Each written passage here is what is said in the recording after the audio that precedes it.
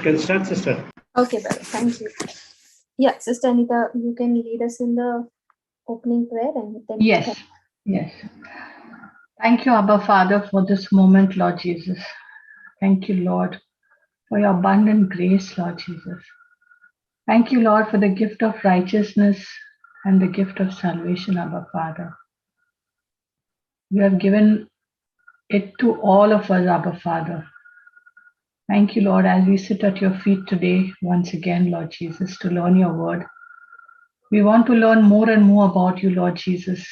Thank you, Lord, that you always increase and we always decrease, Lord Jesus. Thank you, Lord Jesus, for opening our spiritual eyes and our spiritual ears to understand the word that you're going to teach us through Sister Florita, Abba Father. Thank you for making this teaching simple and easy for us to understand. Holy Spirit, take complete control over this class, Lord. We make this prayer to Jesus Christ, our Lord. Amen. Amen. Thank you, Jesus. Hallelujah. Okay, we'll go to John chapter 1 and let's read from verse 14 onwards. Yes, sister. This other version, right? Which is KJV. The one highlighted is KJV. And the word was made flesh and dwelt amongst us, and we beheld his glory, the glory as of the only begotten of the Father, full of grace and truth. John bare witness of him and cried, saying, This was he of whom I spoke. He that cometh after me is preferred before me, for he was before me. And of his fullness have all we received, and grace for grace. For the law was given by Moses, but grace and truth came by Jesus Christ. Praise God. Read the first verse, the 14th verse. And the word was made flesh and dwelt among us. And we beheld his glory, the glory as of the only begotten of the Father, full of grace and truth. Okay. The glory as of the only begotten of the Father. Who is the only begotten of the Father? Jesus. Yeah. So he is referring to whom? He is referring to Jesus. Right? Yeah.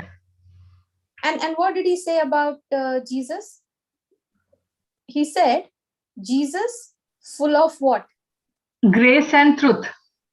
Grace and truth. Truth. Now, is it written over there, Jesus full of grace?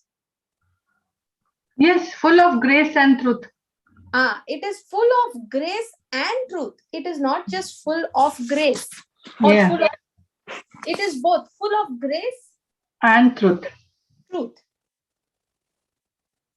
So when he's saying Jesus full of grace and truth, that means what? Grace is the truth.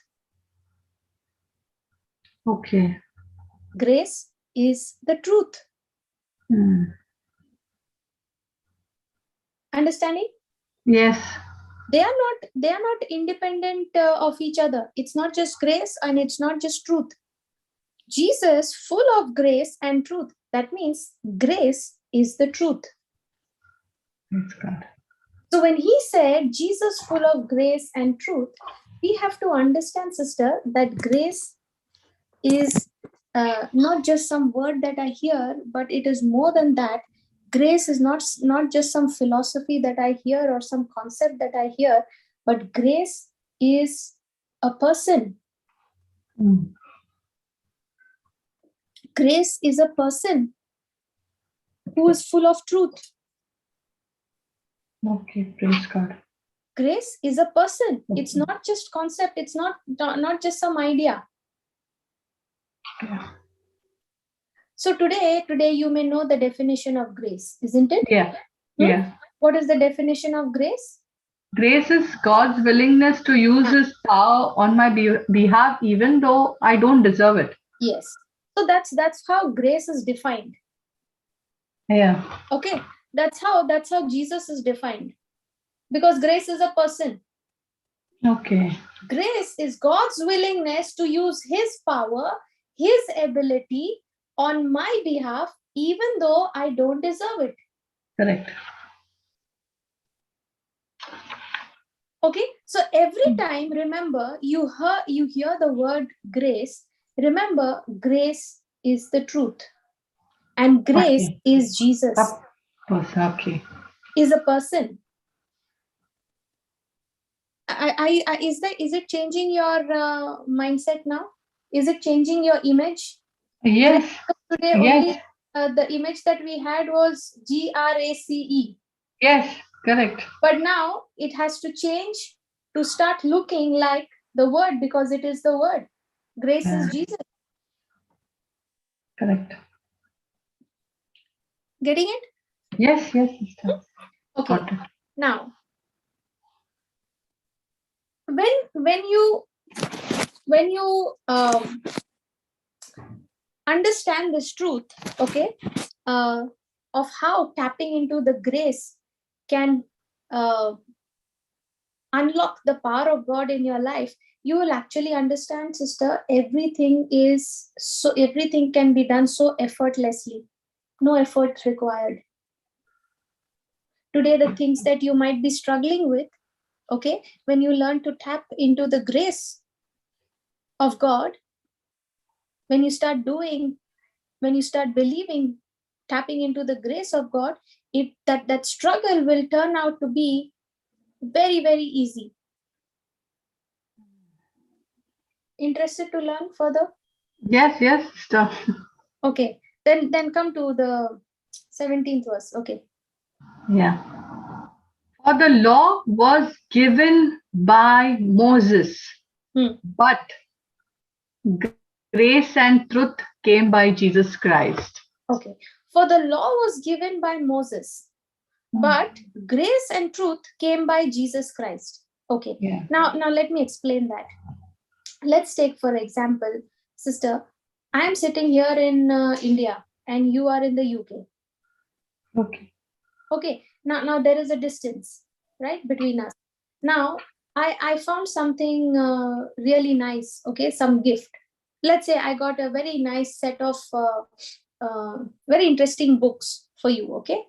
Okay. Now what I did, I took those books and I sent it to you, to your home in UK, by post. Okay. So what did I do? I sent those books over to you Okay. for you to read, for you to enjoy. Right. Now tell me, which one will you like? I sending you those books over post, or coming and meeting you in person and handing it over to you? Meeting in person. That is better, that is good. Yes. In the same way, God gave the law through Moses. Yes. Correct. But grace and truth, Jesus came himself to give it to you. Yes. Which is better, the law or the grace? The grace. Receiving from Jesus directly or receiving from somebody else? Receiving from Jesus directly. Now you're able to understand Yes. why grace is preferred. Because we need to understand, sister, the difference between the law and grace, the difference between the two, the purpose. Okay, the purpose of the law was not to save people from their sin. The purpose of the law was to show people that they are in sin and they need a savior. Praise God. Yes.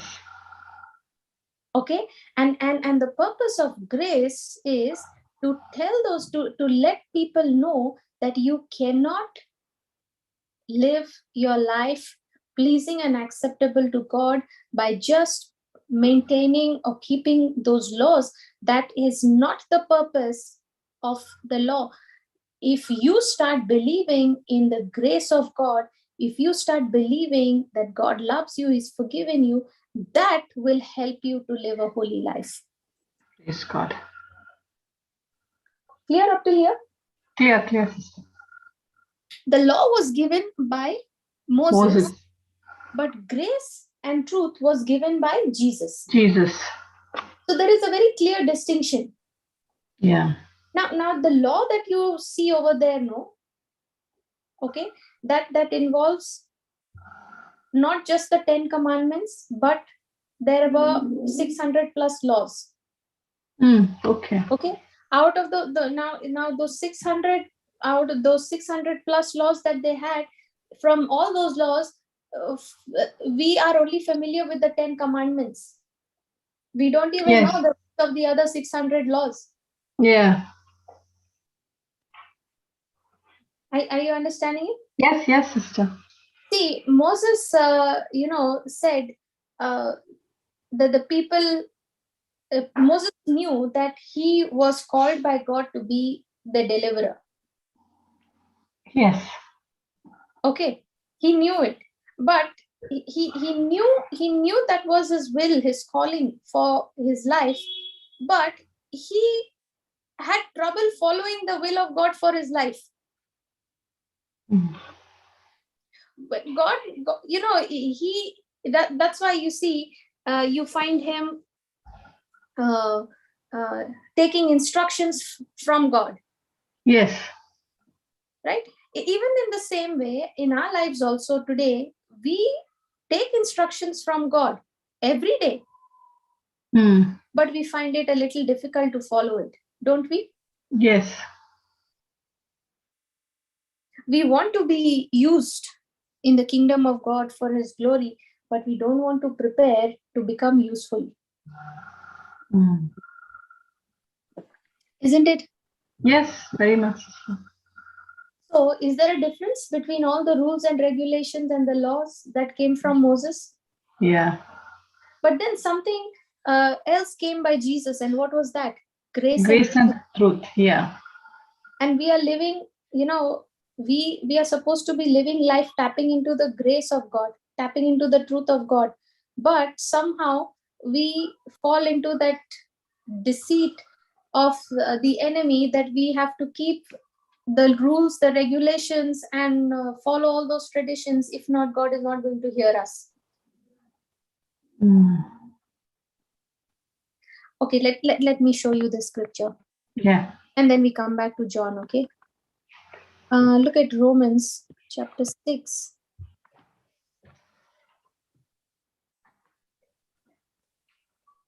I think it's verse 14, yeah. Can you read this, sister? Yeah.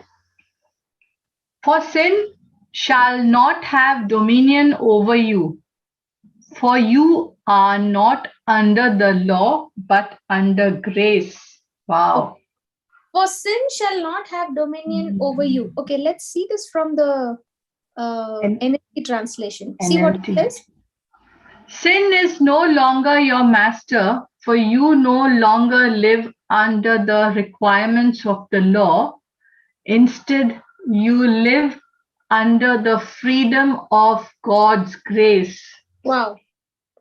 Yeah. He says, sin shall not have dominion over you. For you are not under the law, but under grace. Sin shall not have dominion over you. Did you hear that? Yeah. For you are not under the law. Sin shall not have dominion over you. Why, sister? Because you are not under the law. Yes. So what did he say? Under the law, sin has dominion over you. Yeah. If sin is dominating your life, it is because you are continuing to live your life governed by the law that came by Moses, even though Jesus has set you free.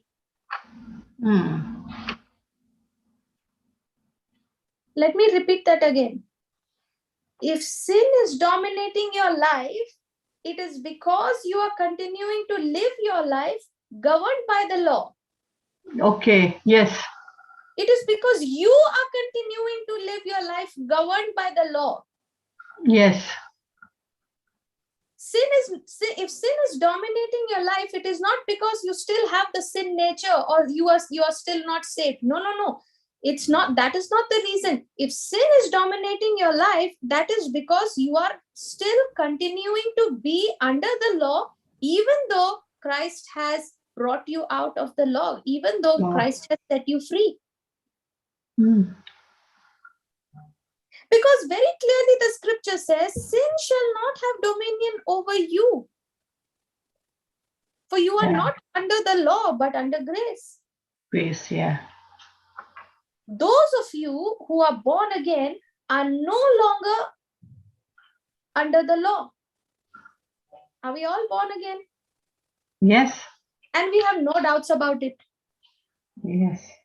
But when we see the sin action in our life, we wonder whether we are really saved or not. Correct. But here the scripture is very clearly saying, yes. Yeah.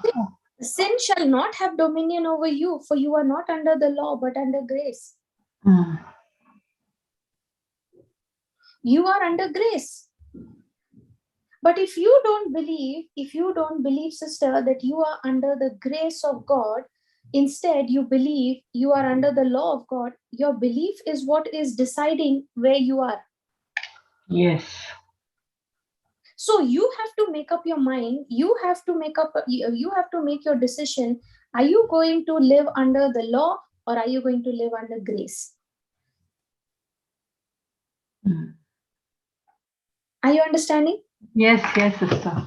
Sister, today I find so many people reaching out to me and they're saying, sister, I am literally struggling with this problem, this sin action in my life.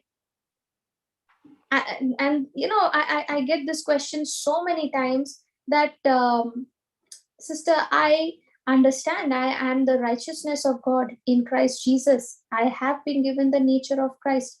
But why is it I'm still continuing to sin? Praise God. I believe, sister, that the Holy Spirit, as we study, as He teaches us, He will make this point very clear to us if you're attentive. Yes. Okay? And once you understand this truth, it will set you free. Amen. Praise God. And remember, this life which we have now in Christ under grace, this life cannot be lived without the help of the Holy Spirit.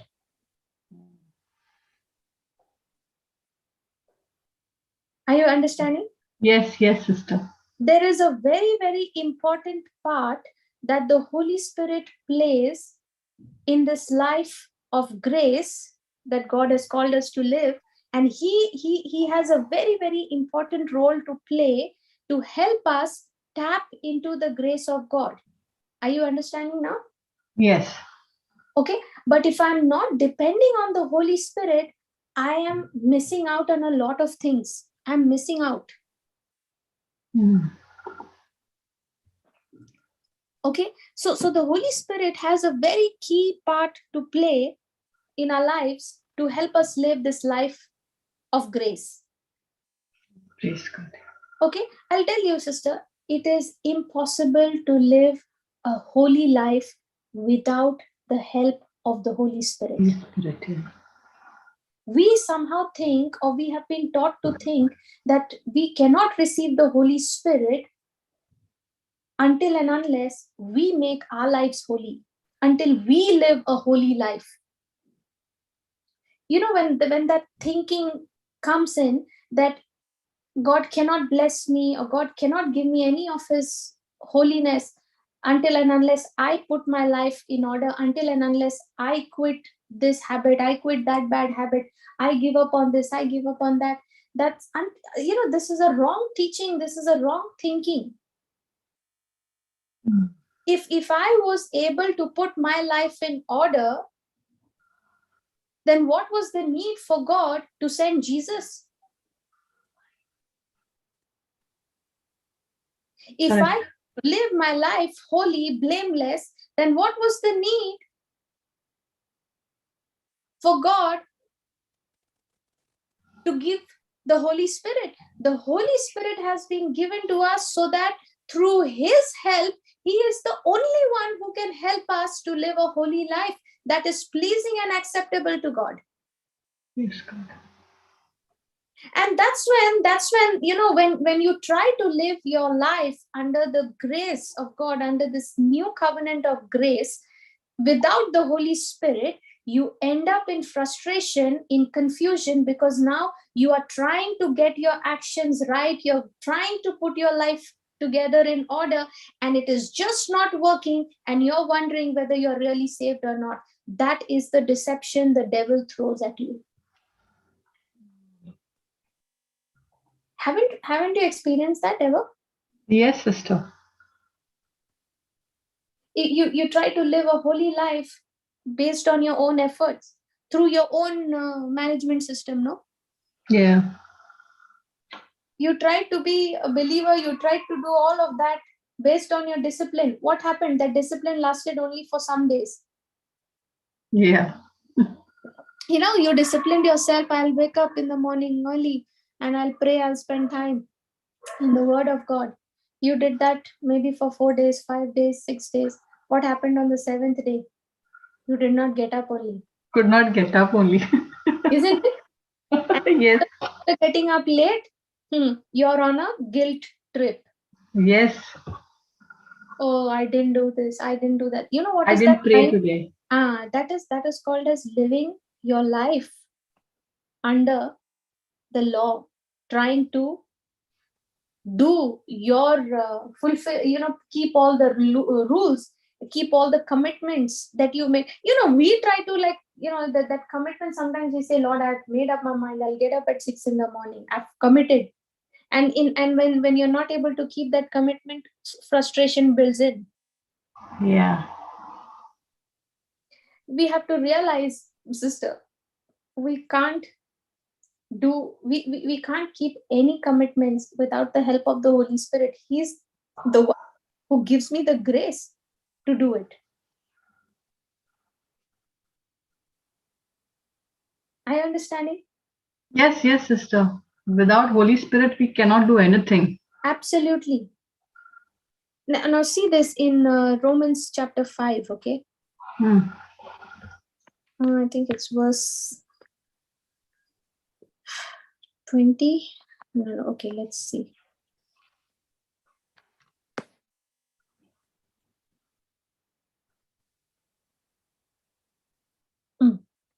Yeah, read the 20th and the 21st verse.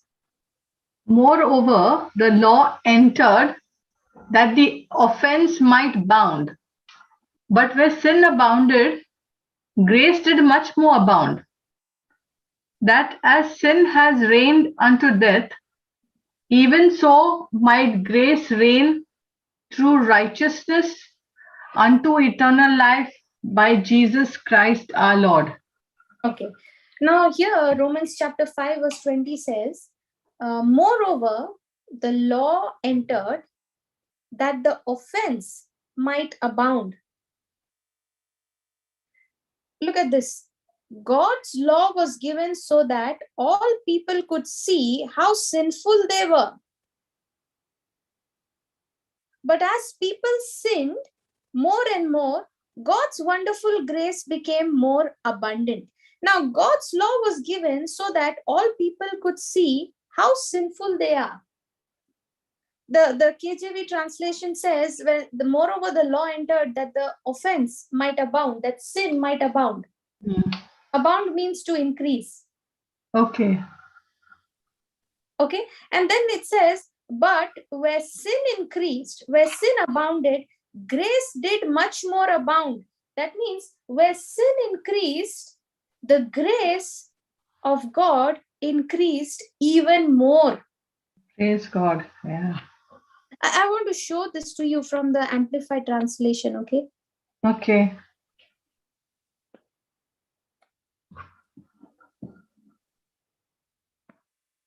Thank you, Jesus.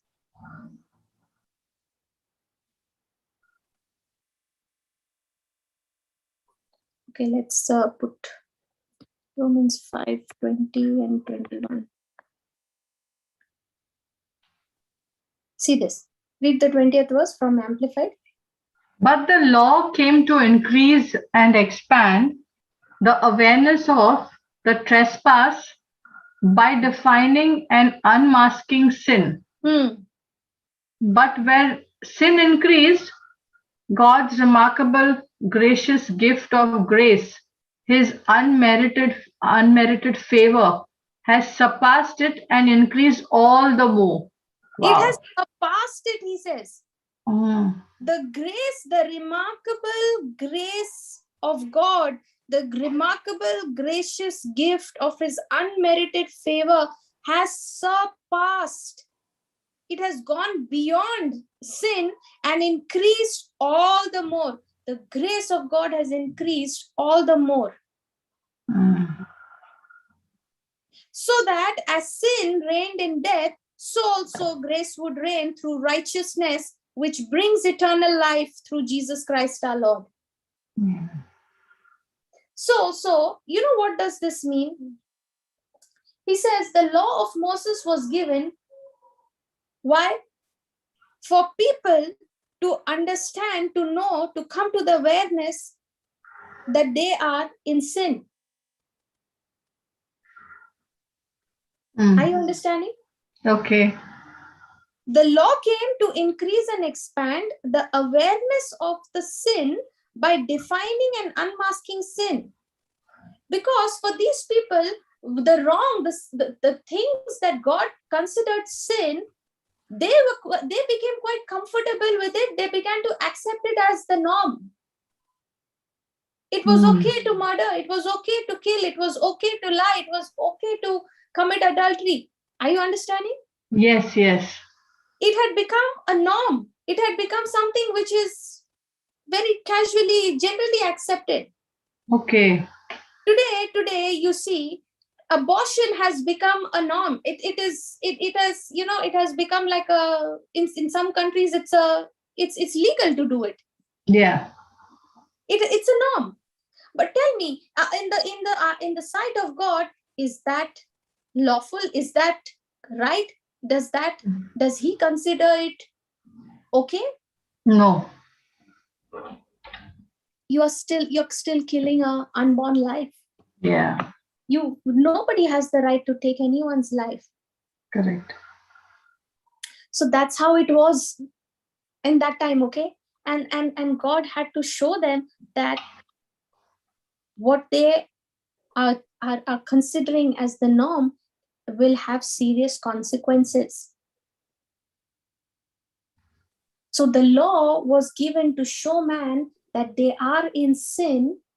The law was given to let them know, make them aware of the sin that they are in, so that they realize that they cannot live their lives without God and they need a savior.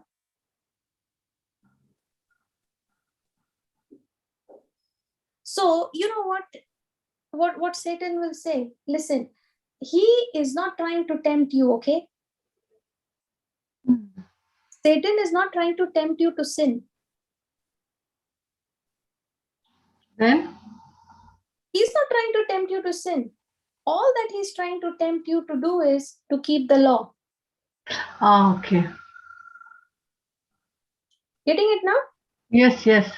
The more you try to keep the law, yeah, you break it, because that's what the law does. And he is deceiving you by not letting you understand that the purpose of the law is to make you aware of your sin. Praise God.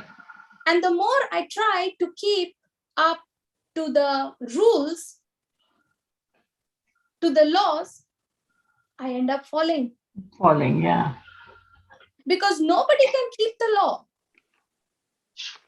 Yeah. You know, the word of God says, right? If you have broken one law, you're guilty of breaking all. Yeah. So you may say, I have done 10 things in keeping the law. I've kept the 10 rules, but the 11th one I've broken. Does not, the person cannot say, okay, God is not going to consider the 11th one which I broke. Look at the 10 rules that I kept. No, according to God, God is not going to judge according to your standard. God has his own standards. He's going to judge us according to his standard, right? Yes. So what does the enemy do? What does Satan try to do? He is not going to tempt you to cause you to commit sin. No, no, no. All that he is going to do is strategize in such a way to get you to keep the law. The more you try to keep the rules, the more you try to keep the law, you end up breaking it. Mm. Because that is the purpose of the law. Wow. Yeah. So what will the enemy say? He will say, listen, he's not going to come tempting you. He will just say, listen, if you don't do that, God is not going to bless you. If you don't fast, you will not get the blessing from God. Yeah. True. He will say, he will say, if you don't pray, you're not going to get the promise. Mm. Because, sister, we need to understand that the purpose of the law was to make people aware of the sin. Okay. And he says, where the grace of God, moreover the law entered, that the offense might abound, but where sin abounded, grace did much more abound. It has surpassed it and increased all the more, he says. So what it says here is, sin will never be greater than grace. Can you write that down? Yes. Sin will never be greater than grace. Which means, sister, wherever you find some sin in your life, God's grace is going to be greater than that sin. Praise God. If you are finding addiction to alcohol, okay, as your struggle, he's saying, if that is the struggle, he's saying God's grace is going to abound greater than that. Mm. But we somehow believe that the law is greater than grace. We may not say it, but that's how our actions demonstrate. Because we seem to be more conscious of the sin in our life rather than being conscious of the righteousness of God that we have, rather than being conscious more of the grace of God that we have. Mm. Are you understanding? See, Yes. we begin to think that sin, especially after when you're born again, you commit a sin. You get so focused on the sin because now you're thinking, if I am born again, then I should not be sinning. Mm. But here the scripture says, where sin abound, grace did much more abound. Yes. So whatever sin you can come up with, the word of God is saying it's not going to outdo God's grace if you believe it. So if you believe you are no longer under the law, but you are under the grace of God, it is, the grace of God is so stronger that it has the power to stop that sin in your life. Mm. Are you following? Yes, sister. That's why to tap into this grace, we need the help of the Holy Spirit. You remember the scripture says, not by power, not by might, but by my spirit, says the Lord. Yeah. So we have to now understand that this life that I'm going to live in Christ, I cannot live it on my own. I have to live by the Spirit of God. I can't live with my might. I can't live with my power, but I have to learn to live by the Holy Spirit. It is going to be through the Holy Spirit only. Have you ever got this question in your mind? Lord, how can I be under grace and still continue to sin? Have you ever thought this? Lord, if I'm under the grace of God, how is it that I'm continuing to sin? I'm continuing to make mistakes. Isn't it? Yeah. See, that is the wrong belief. Okay. You know what is the wrong belief? The wrong belief is you are saying, I am under grace and I'm still sinning.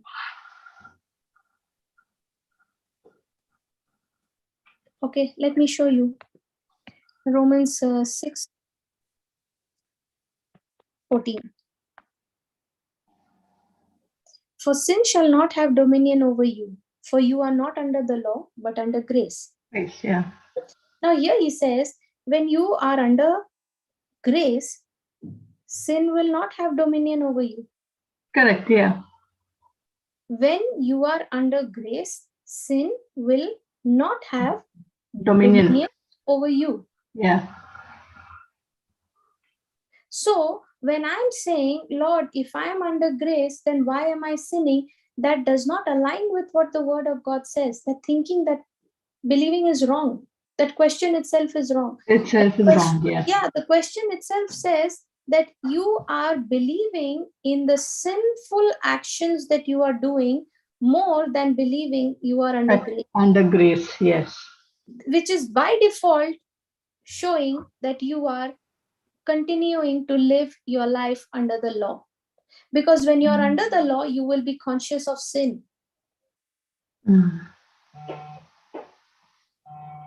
What you and I don't understand, sister, is the spirit of grace is going to change you from the inside out. And what you used to have the desire to do, you are not going to have it anymore when your focus is that I am under grace. And that's why sin has no dominion over me.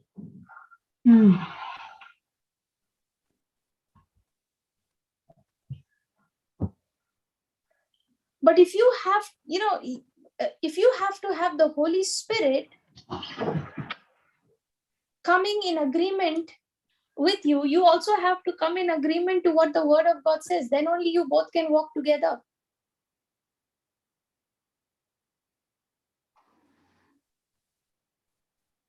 Without the Holy Spirit, it is impossible to live a life, a holy, acceptable life. Yes.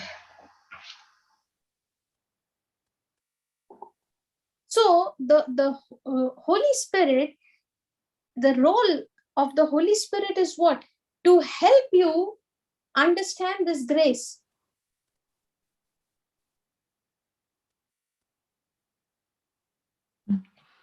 Getting it? Yes, yes, sister. So the Holy Spirit is the one who will help you to live a life of grace.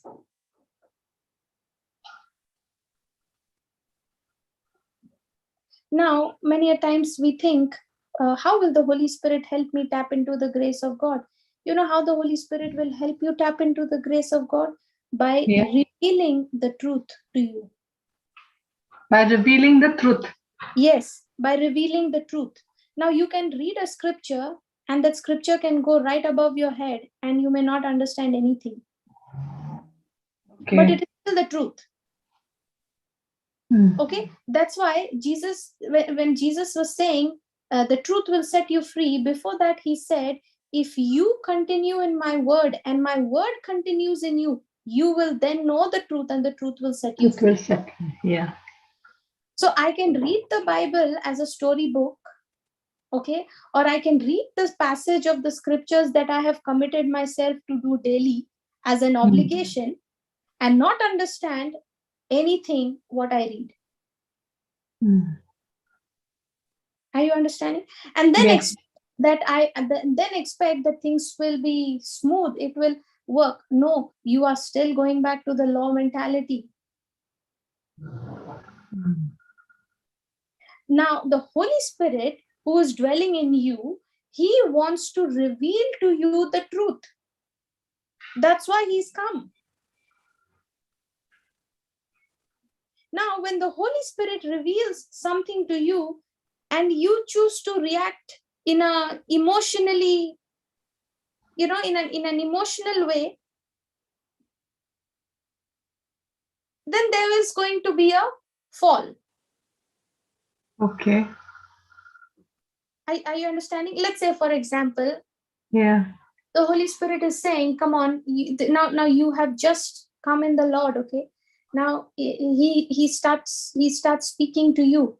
He starts speaking to you the word of God, and he'll say, come on, give to the poor. Now you've not even read of the scripture which says, give and it shall be given unto you, pressed down, shaken together, running over, shall men give unto your bosom. You've not come across that scripture, but the Holy Spirit is prompting you, come on, give what you have, bless that other person, feed him who's hungry. And you heard that voice, and you're thinking, I'm not sure whether I should really help. I don't know if this person is genuine or not. Now what is happening? You're reacting emotionally. Okay. But now tell me, in the beginning you used to do that, it used to happen, but is it the same now? No. No. Now has it changed? Yes. That's what the Holy Spirit will help you do. You may be struggling with that sin today, but this is not going to be the case forever. The Holy Spirit who's working in you, revealing to you the truth of God's word, that truth will set you free when you continue in it.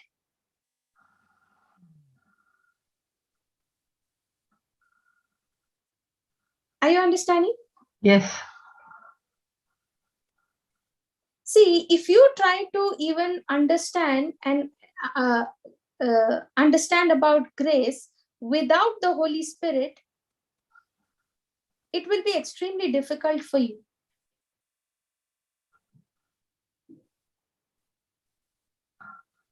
So if you try to understand the spiritual truths by a logical mind, it's not going to work. You need the Holy Spirit to reveal it to you. Are you following? Yes, sister. Follow. So without that revelation, you will always be, going by your logic, and you will try to comprehend the spiritual truths using your logic, your brain, and you will end up in confusion. You'll say, hey, this does not work. Of course, because spiritual things cannot be understood by logical mind. It has to be understood by a revelation. It has to be understood through the Holy Spirit giving you the understanding. Are you following? Yes, sister. Okay, let's look at Hebrews chapter 10.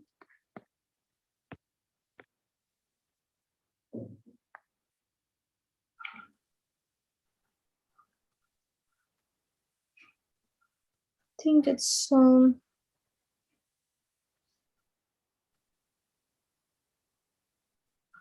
verse 29. Please read it, sister. Of how much sorer punishment, suppose you, shall he be thought worthy, who has trodden under foot the Son of God, and has counted the blood of the covenant, wherewith he was sanctified, an unholy thing, and has done in despite unto the Spirit of grace. Okay, now here's what happening is, sister, that these people, even after hearing the truth, okay, of the gospel of Christ, these people were going back to the animal sacrifice. Okay. And they were going back to the blood of animals, and saying that, okay, this is the gospel is not enough, we have to follow our old system. But here, the word of God made it very clear that Jesus now is the ultimate sacrifice. One offering. See this.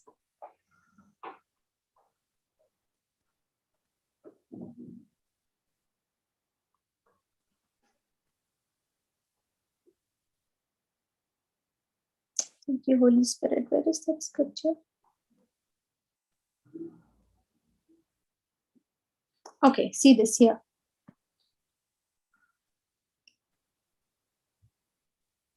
23rd verse, he says, let us hold fast the profession of our faith without wavering, for he is faithful that promised.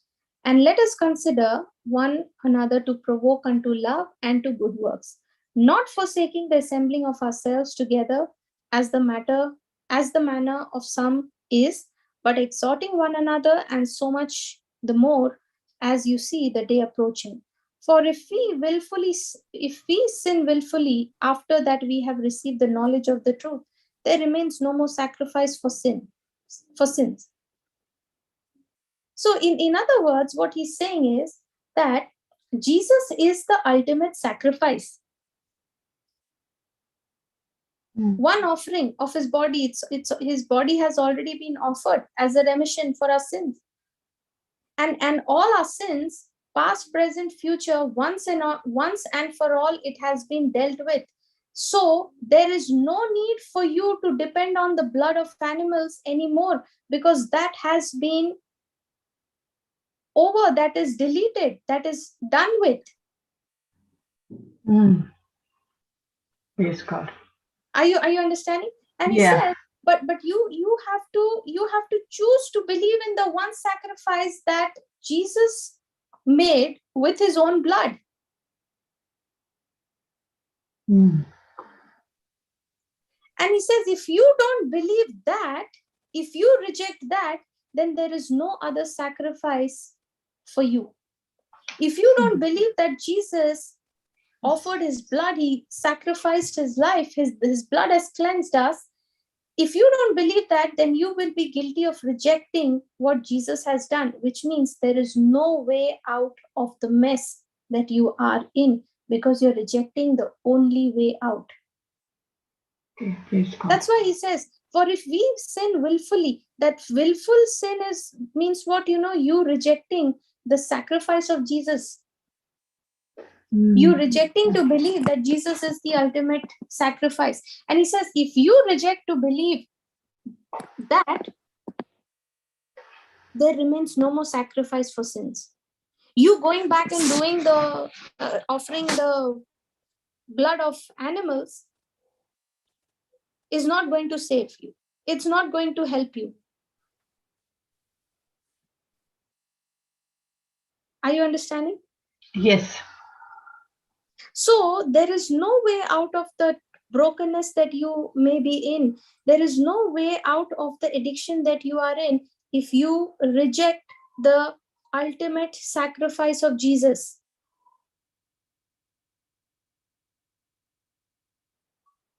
If you are saying that I will come out of my brokenness, I will come out of my addiction by being disciplined, it's not going to work. By you saying I'm going to come out of that addiction by my willpower, by my commitment, by my dedication, by my prayer, no, that is not going to work. In fact, if you are depending on that, you are actually rejecting the sacrifice of Jesus.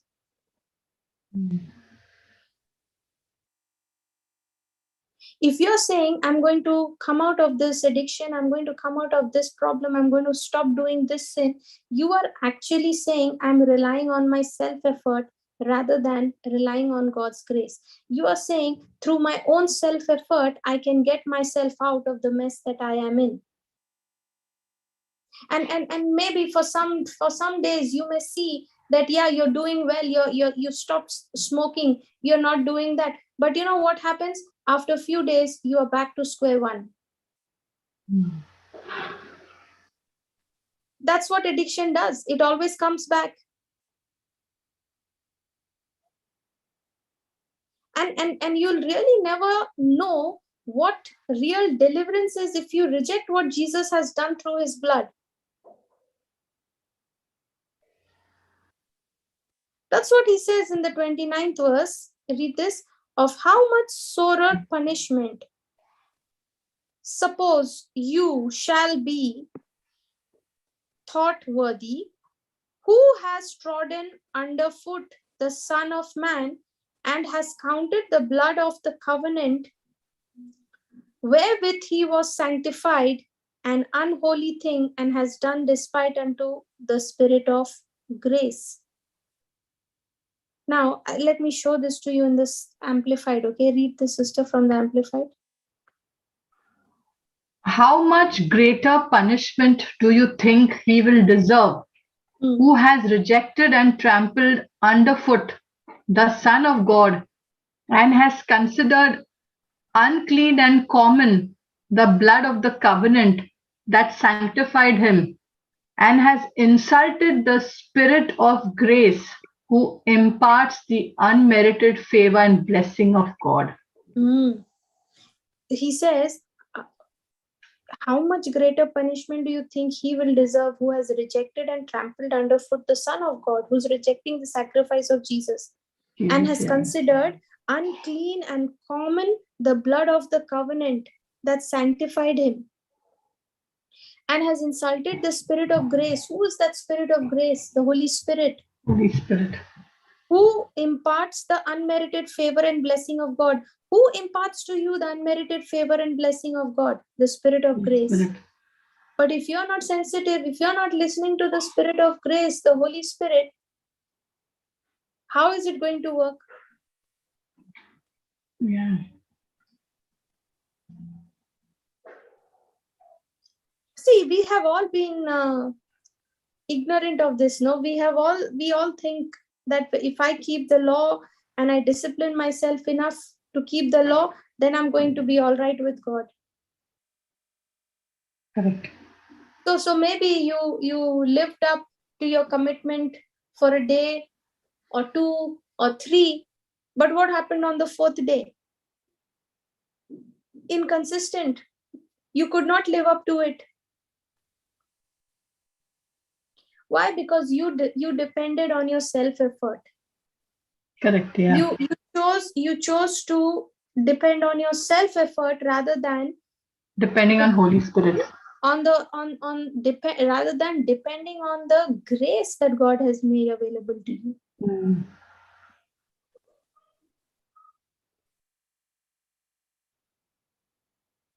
So when you try to live by your own self-effort and by your own commitment, by your own trying to do things, you are actually rejecting the grace of God. Okay. Actually rejecting what Jesus has done. That's why he says, how much worse, sterner and heavier punishment, how much greater punishment do you think he will deserve, who has rejected and trampled underfoot the Son of God? Now, what does that mean? He says, how much greater punishment do you think he will deserve, who has rejected and trampled underfoot the Son of God? What does that trampled underfoot mean? That means trampling underfoot means unbelief. Okay. It means unbelief. It's trampling under his foot with unbelief. I don't believe that this body sacrifice was enough. The body of Jesus, his sacrifice was enough to forgive me of my sins. I don't believe what the blood of Jesus has done for me. I have to do something from my end to make it more acceptable. And that's how you get into all kinds of things. He says, you've trampled underfoot the Son of God, and who has considered the covenant blood by which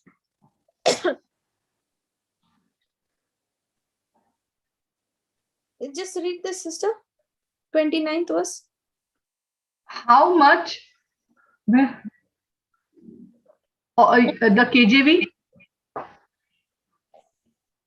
Of how much sorer punishment, suppose you, shall he be thought worthy who has trodden under foot the Son of God, and has counted the blood of the covenant wherewith he was sanctified an unholy thing, and has done despite unto the Spirit of grace. He says that the blood of Jesus, you considered it unholy.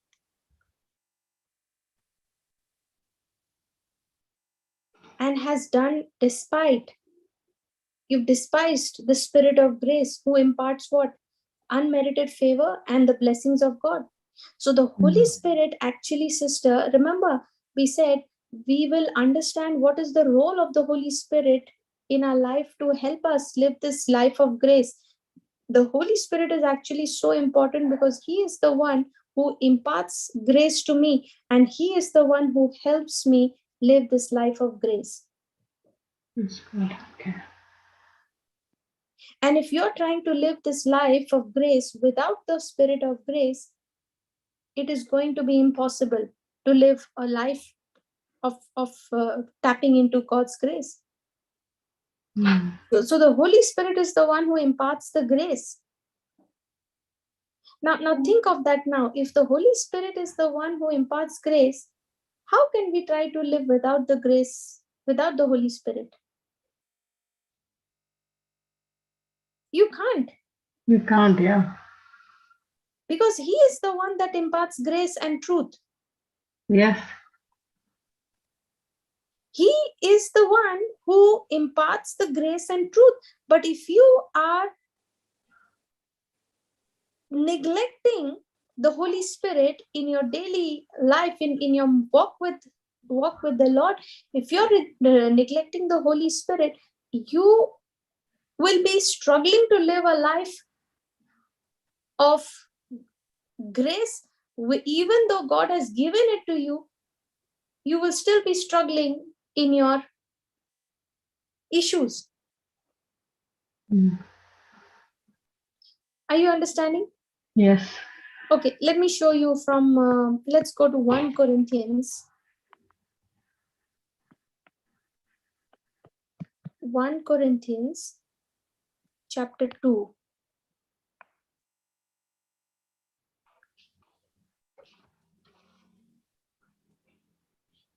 Mm, 9 and 10. Read this, sister. It's my favorite. But as it is written, eye hath not seen, nor ear heard, neither have entered into the heart of man the things which God has prepared for them that love him. But God has revealed them unto us by his Spirit, for the Spirit searcheth all things, yes, the deep things of God. Okay, now see this from the Amplified Translation. Okay, same, verse 9 and 10. Things which the eye has not seen, and the ear has not heard, and which have not entered the heart of man, all that God has prepared for those who love him, who hold him in affectionate reverence, who obey him, and who gratefully recognize the benefits that he has bestowed. For God has unveiled them and revealed them to us through the Holy Spirit, for the Spirit searches all things diligently, even sounding and measuring the profound depths of God, the divine counsels and things far beyond human understanding. So what no eye has seen, what no ear has heard, what has not even entered into the heart of men is the very thing God has prepared, he says, right? For those who love him. Yes. What no eye has seen, what no ears have heard, what has not even entered into the heart of men, God has prepared all that. But who is the one who reveals it to us? The Holy Spirit. See that in the 10th verse. God has revealed them, God has unveiled them and revealed them to us through whom? Through the Holy Spirit. So if you want to know what no eye has seen, what no ear has heard, what has not even entered into the heart of man, those very things which God has prepared for you, if you are trying to figure out all those things without the Holy Spirit, you are hitting a dead end, you're hitting a roadblock.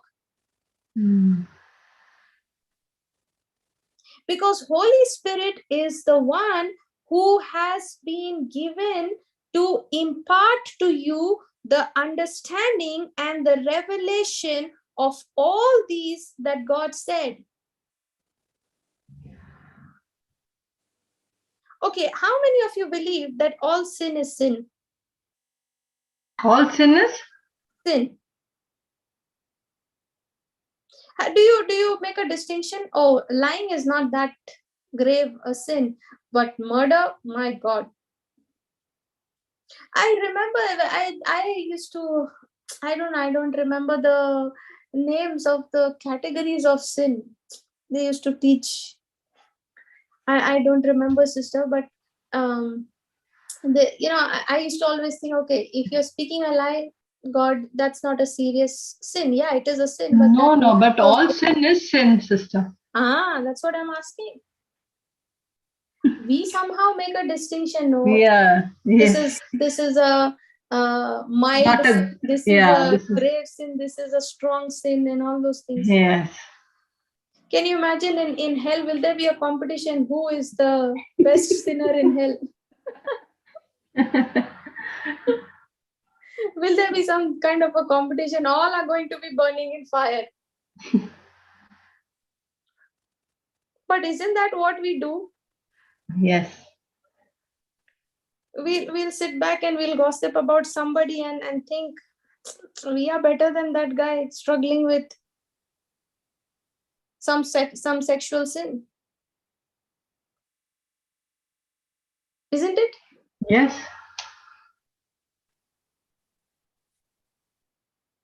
We somehow think that, okay, what we are doing may not be on the same level as what other person has done, which is a serious thing. I like the way Paul says, to the Galatians, you foolish Galatians, who has bewitched you? Everything, it's on the same level. The sin is sin. You now tell me, sister, the only reason that there is a problem with this is because we somehow consider,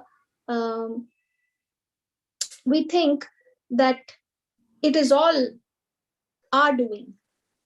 Yes.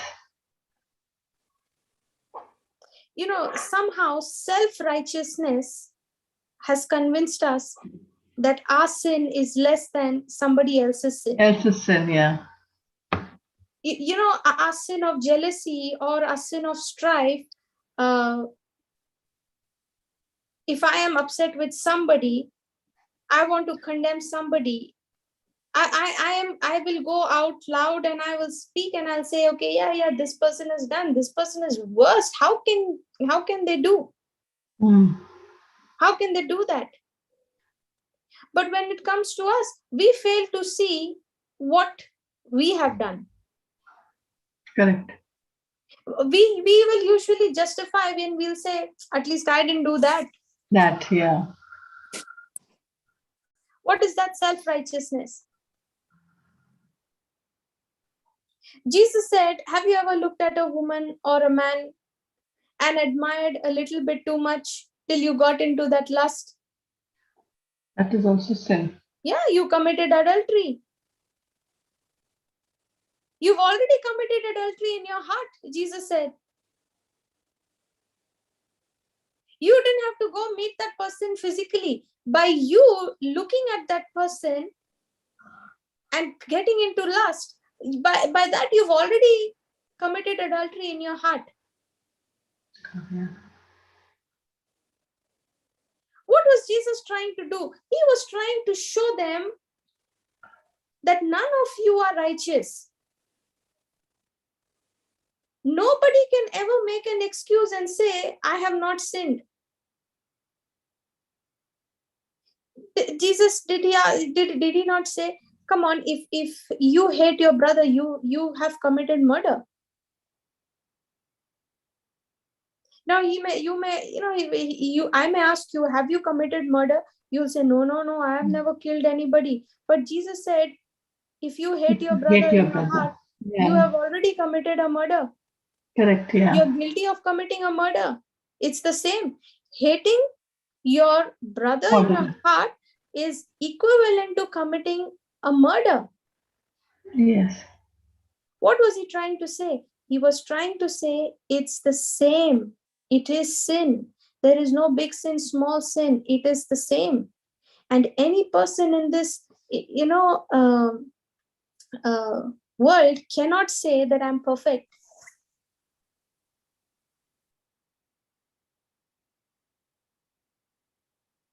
Everyone has fallen short of the glory of God. Glory, yes.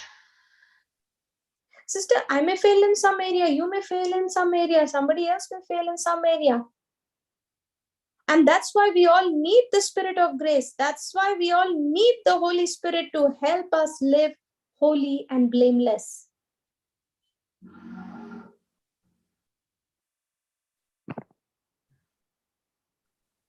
Are you following? Yes, sister. Praise God. That's why, the problem with us is, sister, we think that self-righteousness, we don't take that seriously. We don't even recognize that we are operating sometimes in self-righteousness. Actually, self-righteousness is unrighteousness.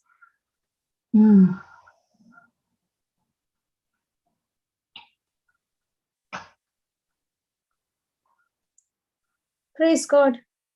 Praise God. So we don't make it through without the Holy Spirit. And to live this life of grace, to tap into the grace of God, we have to depend on the Holy Spirit. And Holy Spirit is the one who leads us into all truth.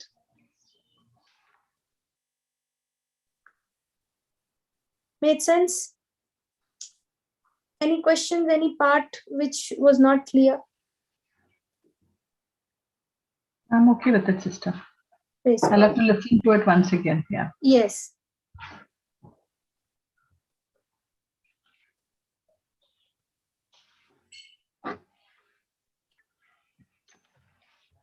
See, sister, the problem with us is we think that once you become righteous, okay, once you have received the righteousness of God, once you've been given the nature of Christ, you should not be sinning. You don't sin. Are you understanding? Yes.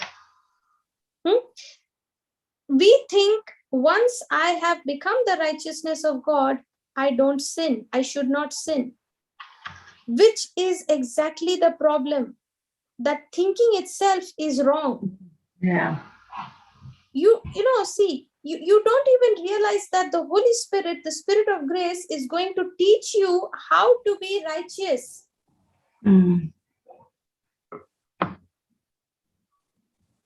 The only thing you are thinking about is, I'm going to sin some more.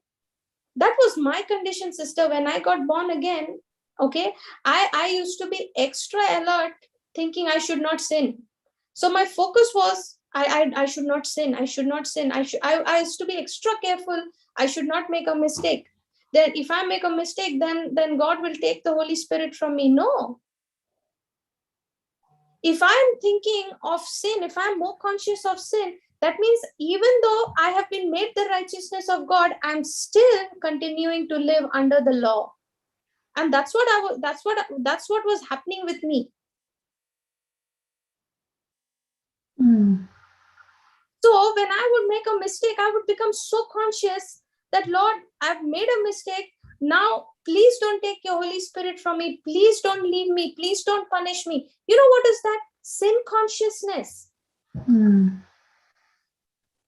Whereas God wants me to be righteousness conscious. God wants me to be conscious of the Spirit of grace who has been given to me, who is now going to help me change inside out. Tell me, when you're born again, when you understand you've received the righteousness of God, you've received the nature of God, how many times does it occur in your mind Now the Holy Spirit will teach me how to live righteous. Now the Holy Spirit will teach me how to live holy. Now the Holy Spirit will teach me how to overcome my weakness. Does that even occur in our mind? No. No. Why? Because we are still thinking, oh, I should not do this. I have been born again. I should not do that. I have been born again. I should not do this. You're still continuing to live under the law. You have to change your thinking. You have to start becoming more conscious of now the Spirit of grace dwelling in you, who is there available to help you, to teach you how to be righteous. Instead of only thinking about how I should not sin, start thinking how the Holy Spirit is now going to teach me to be righteous.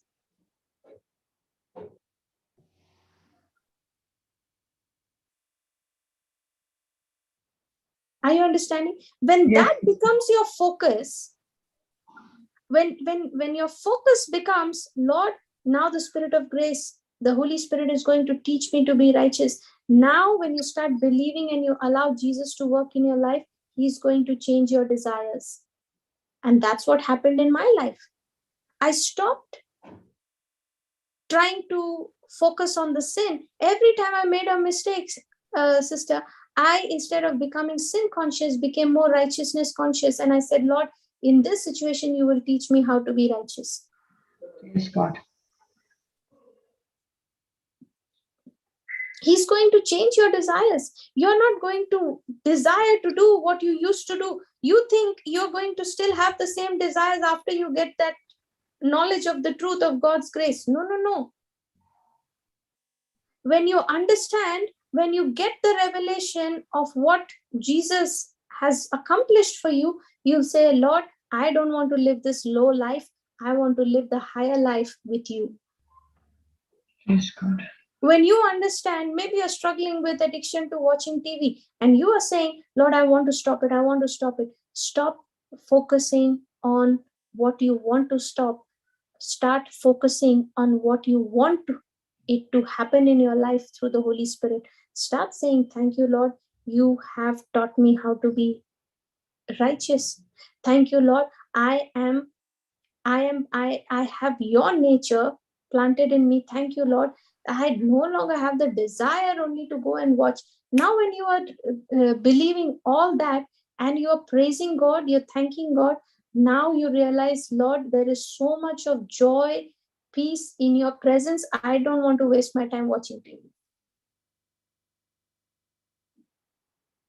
Once you get that understanding of God's grace, it's going to blow your mind in such a way that you're going to say, I don't want to do this anymore. I am not interested.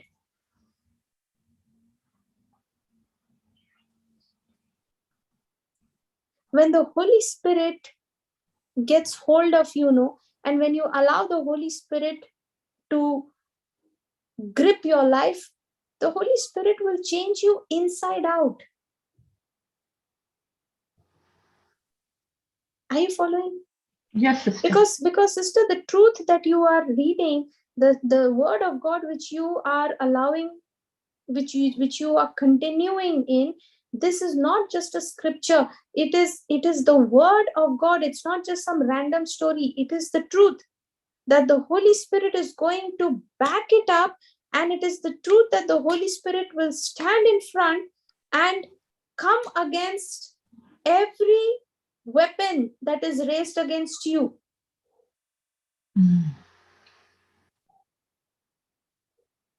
The Holy Spirit will fight for you. If you are conscious of your sin, then you're only allowing the enemies to entertain. But when you become conscious of the Holy Spirit, you are saying, Lord, I'm going to learn to be righteous.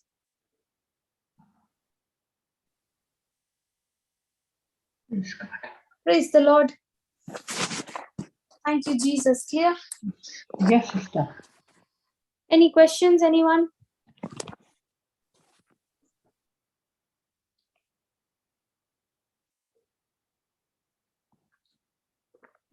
Praise God. Okay. So if there are no questions, we'll continue in the next class, sister. Yes, sister. Tomorrow. Praise God. Let's pray. Thank you, Father. Thank you, Jesus. Lord, today you've opened our understanding to know that the nature of Christ that you have given to us is the truth, not the sinful action that we see. Lord, the struggle that we've had with being sin conscious so far, we believe tonight this bondage has broken permanently from our lives in the name of Jesus, because today the truth of your word has set us free. Because your word says that when we live under grace, sin has no dominion over us. And we believe it by faith, Lord. We choose to make a conscious decision to become more righteous minded, more aware of your righteousness planted in us, your nature planted in us. And every time, depending on the Spirit of grace, the Holy Spirit leading us through the truth of your word, Lord, showing us to believe what you have accomplished for us. Thank you, Jesus. You have turned our life around. The mess that we were in, Lord, you brought us out of that mess, and you are transforming us, making us into a masterpiece through the Holy Spirit. Thank you, Holy Spirit, for being our help, our guide, our comforter, our counselor, and showing us that you are forever faithful and always available for us. We thank you and we praise you, Lord, for making this teaching once again simple and easy for us to understand. And we believe, Lord, that as we go back and listen to this truth over and over again, this truth that has the power to change our thinking will help us to renew our mind. We make this prayer in the most holy and precious name of our Lord and Savior Jesus Christ. Amen. Amen. Praise God. Praise Thank you, God. sister. Thank We you, will sister. connect tomorrow, okay? Yes. Thank you, Jesus. Praise you.